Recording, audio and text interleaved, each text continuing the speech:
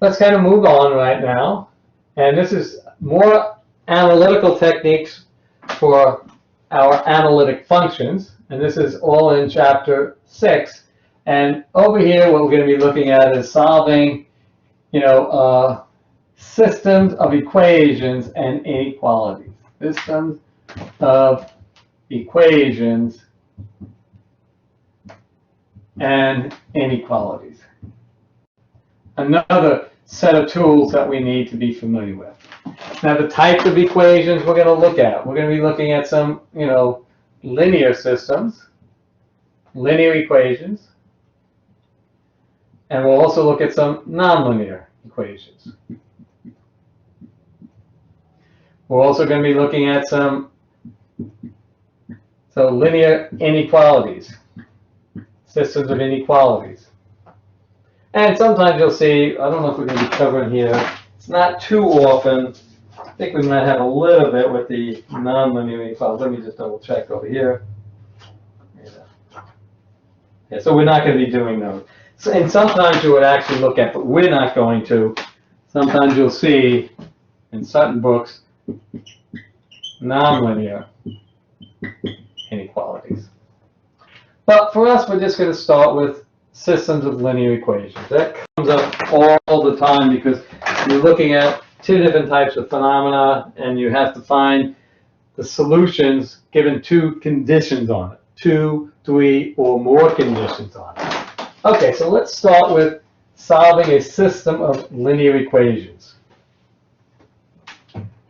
So the first part of this is, all about, in general, solving systems of linear equations. Well, let's give you some background. And for the background, let's consider the simple case that we just have two equations and two unknowns. So let's just say we have two equations.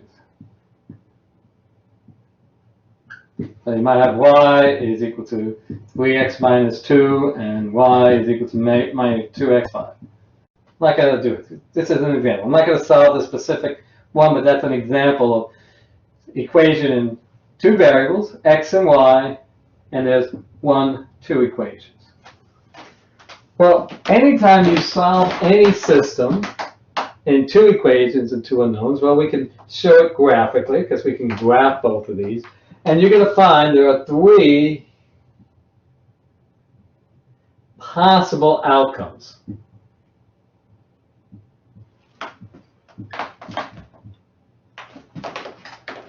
So I'm solving that system. 3 things can happen. The first thing that could happen, and it happens for these, the way I set them up, they cross at a unique solution.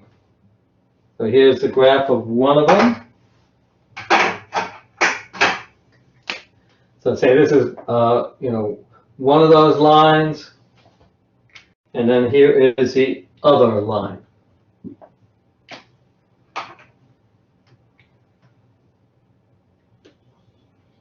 And then when I do that, I notice that they cross at a single point over here. That's the solution. The solution is the point that satisfies both of those equations. This blue line are all the xy coordinates that satisfy that equation. The red line is all the x and y coordinates that satisfy this. It's actually the blue line should be up here a little bit more, but won't worry about that. But in general, in this case, you just have a single unique solution. That's one possibility. There are other possibilities. What's the second possibility? Not true for these equations, but for other ones, any general one, it could look something like this.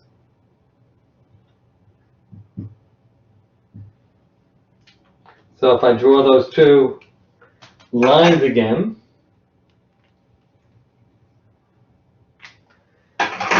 this might be one of them here. And let's say here's the other one. They never touch. So this has no solution. It's what we call an inconsistent system. So we would say this has no solution, because that's possible. And we also call it an inconsistent system. So it's a good idea to understand before you start anything, what are the possible outcomes I could be faced with or looking for? There's a third possibility.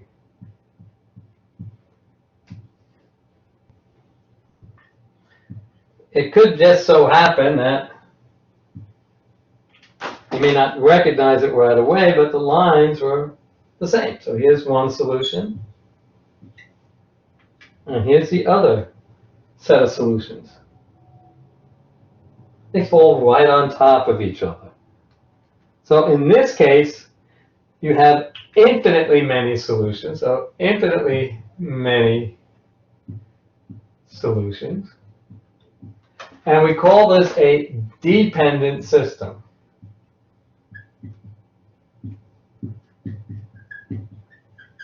This is where things get very interesting. And if you take a course in linear algebra, you start to learn all the other aspects of these things and how these other parts are important. It's nice for this to happen, but very frequently these others happen when we, in linear algebra, we try and get the best solution. Even though this is no solution, is this something that is close to, being a reasonable solution? And then we can apply techniques to even solve something like this as an approximation. Kind of the best of all the possible no solutions, what is the best of them? But anytime we go into any problem where we're solving systems of linear equations, and this is two equations and two unknowns, we have three possible outcomes. Now, what happens if we go beyond that? What happens if we go to three equations? Same general idea happens, but it's a little more complicated. So now you deal with three equations. And say you have, 2x minus 3y plus 5z, x minus 3y plus z is equal to negative 2, and minus x plus 4y 2 is equal to 5. Now we have x, y, and z. X, y, and z, and I have 1, 2, 3 equations. Well, I can't graph them anymore. You can have good three-dimensional graphing platform, and you could see the possibilities. So instead, I'm just going to show you from the textbook, because it's hard to draw each of those, what the solution would look like. Okay, the first thing you have to recognize and realize, and you probably haven't seen this before, what is the graph of each one of those equations in three variables? Well, it turns out the graph of those, if it was just two variables, it's a line. If it's three variables, it's some sort of a plane. And it's a solution plane. And each one will have their own, unique characteristics.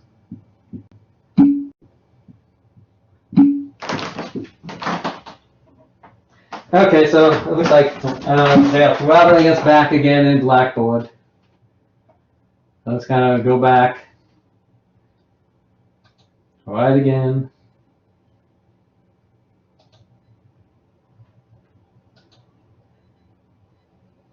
Now we should be back online here. But connection's going to be poor right now, so it's back up, but it's just borderline. What do they have me at? I'm at 98 kilobytes per second for my upload, so that's when it's barely functioning. Well, let's go to the computer screen right now, and let me show you an example of what that looks like. Let's see if I can bring it up here. Let's see if I gotta open it up. Gotta find it over here.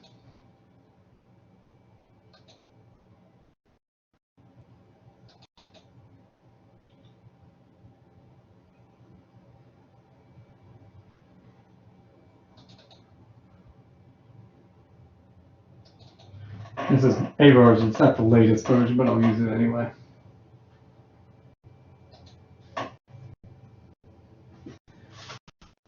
find it over here. 194.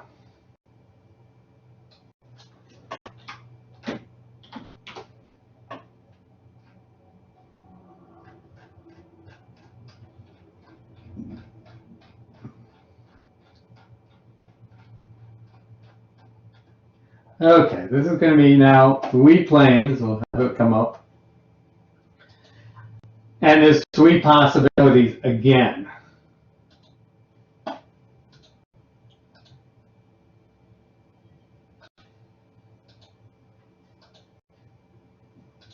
So here's three planes intersecting at a single point. That's equivalent to a lines intersecting at a point. So you have one equation 1, 2, and 3, and they all intersect at a single point in the 3 x, y, z world. So that's one possibility.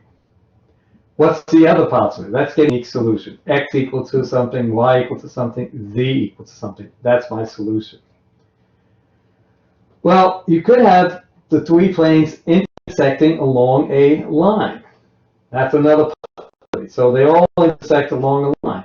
That's the case where you get so any point on that line solution. You can also have three planes. I don't put it here. There's a fourth possibility. All three planes are cosine. I didn't put it here because it's a degenerative case.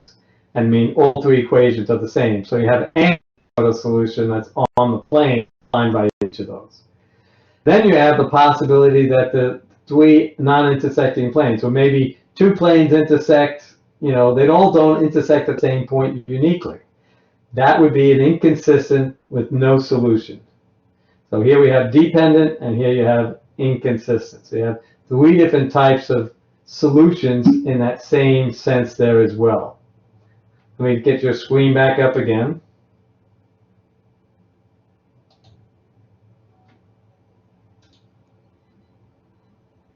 But you can just take a look in the textbook. I won't be able to draw it out that easily, but at least you can kind of see that.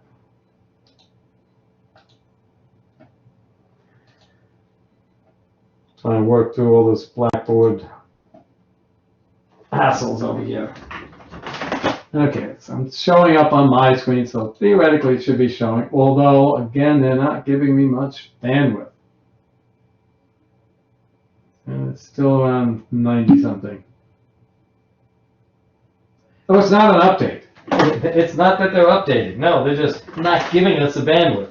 The problem is the administration has known about this since we started complaining about it 3 weeks ago.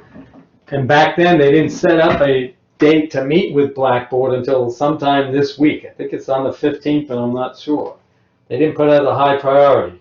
That, to me, is it's unforgivable. It should be a high priority because it kind of screws everything up. So they're going to have to work with and try and negotiate with Blackboard because they're not updating anything. They should. They should be adding more servers, but they're not. Okay, so we see anytime we're solving a system of linear equations in either 2, 3, or we could extend this to 4 equations, because x, y, z, and w, and have 4 equations. And then we deal with these abstract things called hyperplanes in 4 dimensions. You'd have to have an x, y, z, and w axis. We can't see that anymore.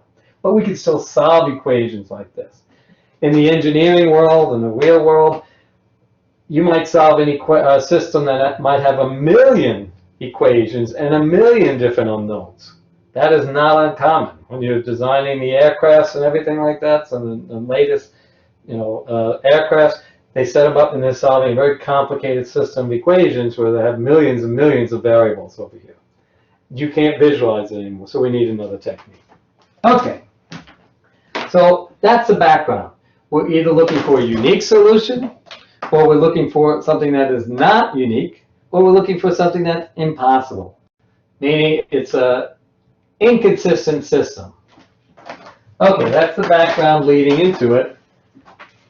What are the possible solution techniques? So we know what we're looking for.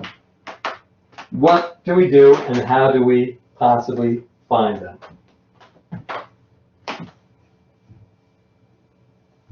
What did I? There it goes. Okay, so there are 3 techniques to solve. The first one you've seen before, that's how I'm going to do it, but we're not going to really rely on it that much anymore. One is graphing.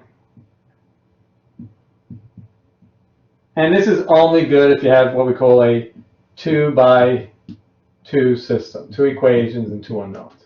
But I'm only going to show this because just to kind of remind you of what you've seen in the past. Typically, we're not going to be doing that. We're going to look at 2 other techniques. One is called substitution. And then the other one is called elimination. Sometimes they call it, Gaussian elimination. But the other, I'm just going to call it the elimination technique. So these are the 3 techniques that we use to solving linear systems of equations. This one you've seen before. You've done that all throughout basic algebra. This one you've probably seen a little bit, but we'll do that. These 2 we'll do today. I'm going to just do one of these graphing ones just to kind of give you the idea of what it's about. But I'm not going to do anything too complicated here at all. So let's take a look at how we might solve by graphing. Today we're going to be looking at these two techniques. Tomorrow we'll look exclusively at elimination. But we'll just see how these graphing technique works as well as the substitution. These going forward are going to be far more important going forward than that. Graphing is not, as useful, but it's good to have that sense for what's happening. Let's take a look at graphing. And let's say I have a simple system. Y is 2x minus 3. 2x minus 3, not x. 2x minus 3. There's one equation. I have another one, y is equal to minus x plus 6. And I want to solve that system. Well, what would I do? I'd graph both those lines. So I come over here.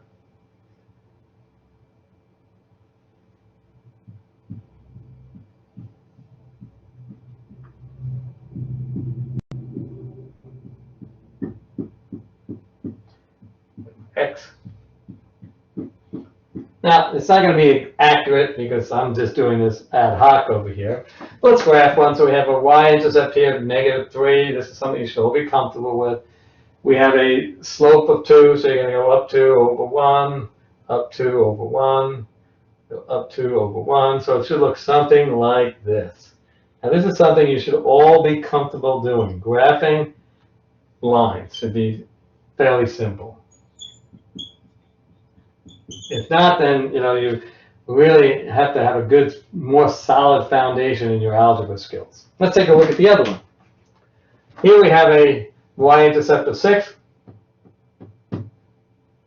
And here it goes over here. It can go down 1, over 1, down 1, over 1, but it should look something like this.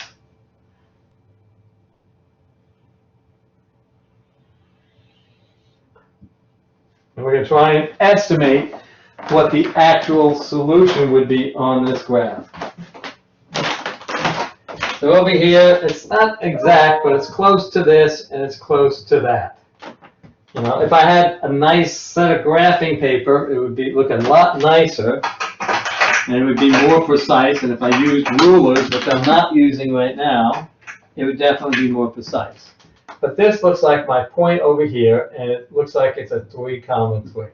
Let's just check it out. So let's go through and check it out. Now, for you, you can print out some graph paper if you're going to do that. Well, let's just check our solution. It has to work in both of those equations. But I come over here, and I want to check that solution.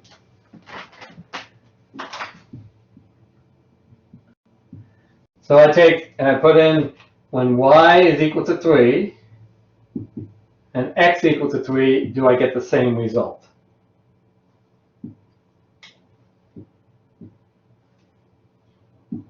Well, over here this is 6 minus 3, which is 3. So equation 1, 3 is equal to 3. It gives me the consistent solution.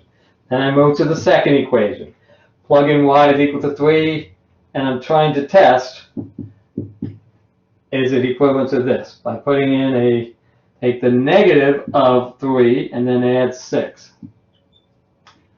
And notice I get the same thing, well, 3. So that's a solution. It satisfies both of those equations, and it goes to the point for y and x both equal to 3. So it would be a little bit better if I, had a nice grid over here. I don't, but it's reasonable. That's how you do it. Let's take a look at one more, and then take a look at seeing this one. Let's try this one. We'll look at another one.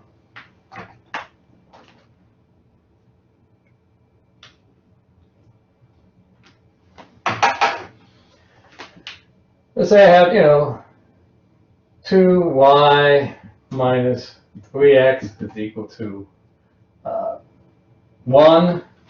And say I have a negative 4y plus 6x is equal to a negative 4. Let's see about graphing both of these. I'll make it a little bit easier. Let's make it a little bit easier for you guys. 6, and then make this as minus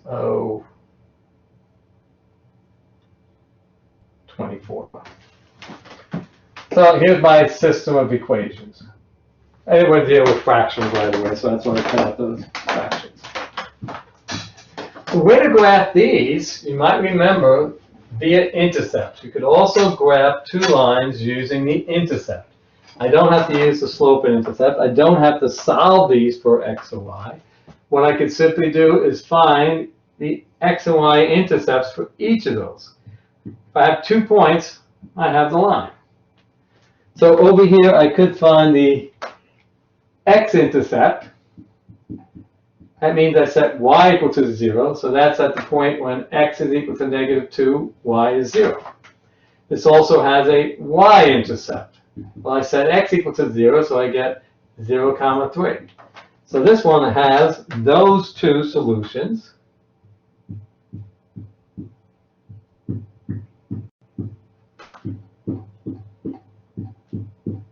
And I can plot them over here. X is negative 2, y is 0, so there's 1 point over here. And x is 0, y is 3. So that's the graph of all the solutions to the first equation. See if you can do the same thing for me. Can you find the x and y intercept of this other equation? So find the x and y intercept of that. Find your x-intercept and your y-intercept. That's something that you should know from basic algebra. If not, then you came in a little ill-prepared for the course. In fact, let me move it out of the way because I know I'm probably going to need this. Let me move it down here, underneath it. I don't infringe upon the graph over here.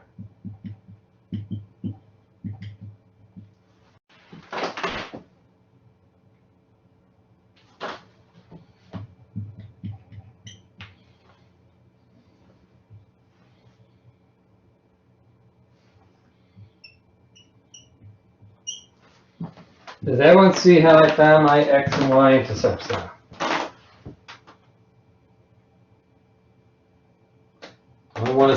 Want me to show you how to find those x and y intercepts? Okay, so the x-intercept, we go negative 2, negative 4, and the y-intercept over here is up a little bit higher, positive 6. So it looks something like this. What is it? These are two parallel lines. Parallel, non-intersecting. They can be parallel and on top of each other. They're non-intersecting lines. So, no solution. This has no solution. It's an inconsistent system. It has no solution. Okay. That's how you go about solving a system of two linear equations and two unknowns. I know you've done it in your previous Algebra 1 and Algebra 2 classes, so you've seen this before. Something you should be able to do. But what about other techniques? Is that